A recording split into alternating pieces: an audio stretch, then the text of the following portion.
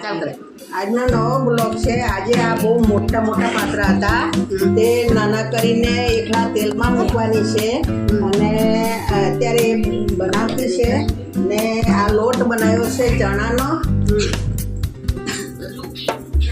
અને ચોખાનો લોટ મિક્સ કરીને મસાલો નાખીને બનાવ્યો છે ને આ આંબલી થોડી નાખી છે અત્યારે હું બનાવી રહી છે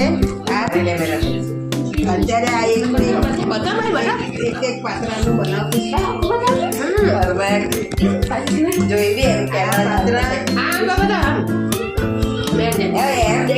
આવી રીતે કરીને નાના નાના પાત્રા બનાવવાની છે। ચાલો હવે પછી